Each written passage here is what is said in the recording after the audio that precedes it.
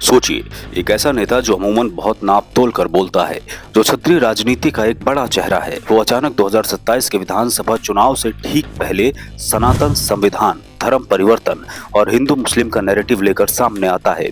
आखिर इसके पीछे का असली पॉलिटिकल नैरेटिव क्या है और इसके ठीक एक दिन पहले मुख्यमंत्री योगी आदित्यनाथ का सड़कों पर नमाज को लेकर जो बयान आया था, इन दोनों के बीच की क्रोनोलॉजी क्या है?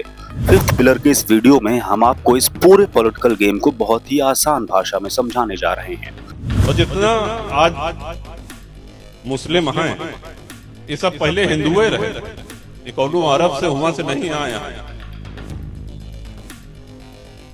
जो आस्था विहीन थे, जो कायर थे, जो लोभी थे, लालची थे, जो निष्ठाहीन थे, वो लोग दबाव में आकर के, प्रलोभन में आकर के अपना धर्म परिवर्तन कर लिए। सोशल मीडिया स्क्रॉल करते हुए आपने उत्तर प्रदेश के प्रतापगढ़ का ये वीडियो जरूर देखा होगा। वीडियो कुंडा का है, जहां एक धार्मिक कथा के मंच पर जनसत्ता दल के राष्ट्रीय अध्यक्ष और कुंडा के विधायक रघुराज प्रताप सिंह उर्फ राजा भैया खड़े हैं। राजा भैया जो यूपी की राजनीति के सबसे रसूखदार और बाहुबली चेहरों में से एक माने जाते हैं, लेकिन इस मंच से राजा भैया ने जो कुछ भी कहा, उसने लखनऊ से लेकर दिल्ली तक सियासी गलियारों में हलचल पैदा कर दी है। राजा भैया ने सीधे तौर पर कहा कि आज देश में जितने भी मुसलमान दिखाई दे रहे हैं, वो सभी पहले हिंदू थे। दबाव और प्रलोभन में आकर लोगों ने हिंदू धर्म छोड़कर मुस्लिम धर्म अपनाया था। हम सब उन्हीं की संतान हैं जो उस दौर में वीर और बलिदानी थे और जिन्होंने अपना धर्म नहीं बदला। बात यहीं खत्म नहीं होती। राजा भैया आगे कहते हैं कि अगर इस देश में सनातन नहीं रहेगा तो यहाँ संविधान भी नहीं रहेगा। पूरी कहानी को समझने के लिए हमें राजा भैया के इस बयान की टाइमिंग और उनकी राजनीतिक स्थिति को देखना होगा। राजा भैया लंबे समय से कुंडा से निर्दलीय और अब अपनी पार्टी जनसत्ता दल लोकतांत्रिक से विधायक हैं। उत्तर प्रदेश की सियासत में उनका एक खास रसूख है, खासकर सवर्ण और क्षत्रिय वर्ग के बीच। अब सवाल ये है कि राजा भैया ने इस बयान के जरिए क्या नैरेटिव सेट करने की कोशिश की है। इसके पीछे मुख्य रूप से 3 बड़ी रणनीतियां दिखाई देती हैं। पहला, सवर्ण और बहुसंख्यक वोटों का ध्रुवीकरण। लोकसभा चुनाव के नतीजों के बाद यूपी में जातियों का समीकरण बहुत तेजी से बदला है। समाजवादी पार्टी के पीडीएफ फॉर्मूले ने जो सेंधमारी की थी, उसे काउंटर करने के लिए अब दक्षिण पंथ की राजनीति को और धार दी जा रही है। राजा भैया इस बयान के जरिए खुद को सनातन के सबसे बड़े रक्षक के तौर पर पेश कर रहे हैं, ताकि सवर्ण और हिंदू समाज का वोट बैंक उनके पाले में लामबंद हो सके। दूसरा, संविधान के नैरेटिव को काटना।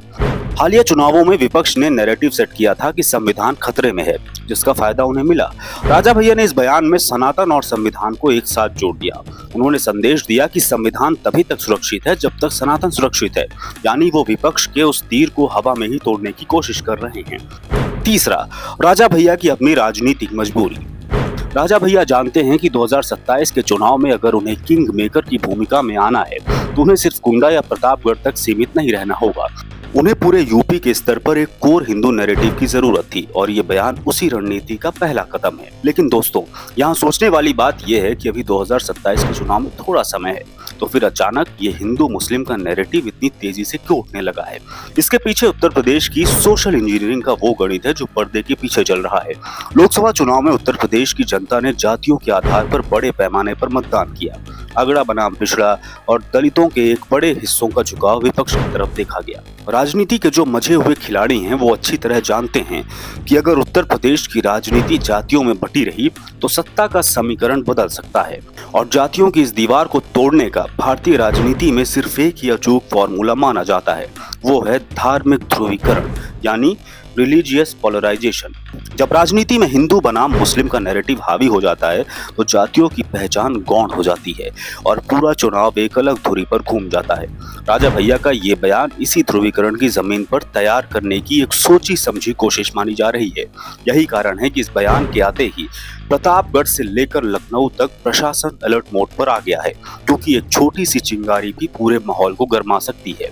अब इस पूरी क्रोनोलॉजी के दूसरे हिस्से को देखिए। राजा भैया के इस बयान से ठीक एक दिन पहले उत्तर प्रदेश के मुखिया योगी आदित्यनाथ का एक बेहद सख्त बयान सामने आता है। बकरीद के त्योहार से ठीक पहले सीएम योगी ने कानून और व्यवस्था को लेकर जो गाइडलाइन दी, वो बहुत साफ और सीधी चेतावनी थी। जरा सुनिए मुख्यमंत्री योगी आदित्यनाथ ने क्या कहा था।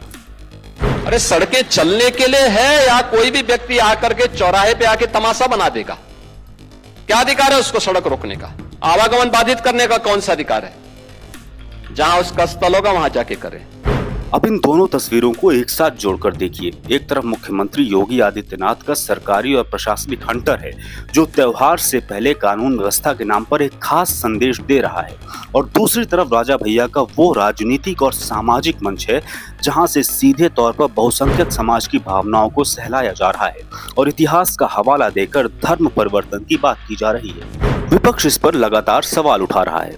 उसका कहना है कि सरकार सिर्फ एक समुदाय को टारगेट करके राजनीति चमका रही है, जबकि कानून सबके लिए बराबर होना चाहिए।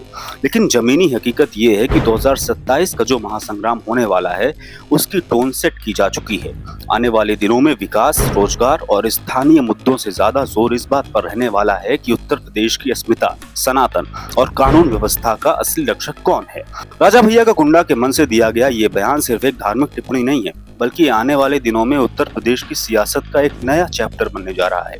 अब देखना ये होगा कि इस पर समाजवादी पार्टी और बाकी विपक्षी दल क्या रुख अपनाते हैं, क्योंकि उनके एक भी गलत बयान से ध्रुवीकरण का ये खेल और तेज हो जाएगा। कुंडा के विधायक राजा भैया के इस बयान पर और उत्तर प्रदेश में शुरू हुई इस नई राजनीतिक बहस पर आपकी क्या राय है? क्या आपको लगता है कि 2027 के चुनाव में राजा भैया का ये बयान उन्हें फायदा दिला पाएगा? अपनी बेबाक राय नीचे कमेंट बॉक्स में जरूर बताएं। उत्तर प्रदेश की राजनीति की ऐसी ही गहरे विश्लेषण और बिना लाग लपेट वाली बेबाक रिपोर्ट्स के लिए अभी फिफ्थ पिलर को सब्सक्राइब करें और वीडियो को लाइक करें। अपने दोस्तों के साथ शेयर करना ना भूलें।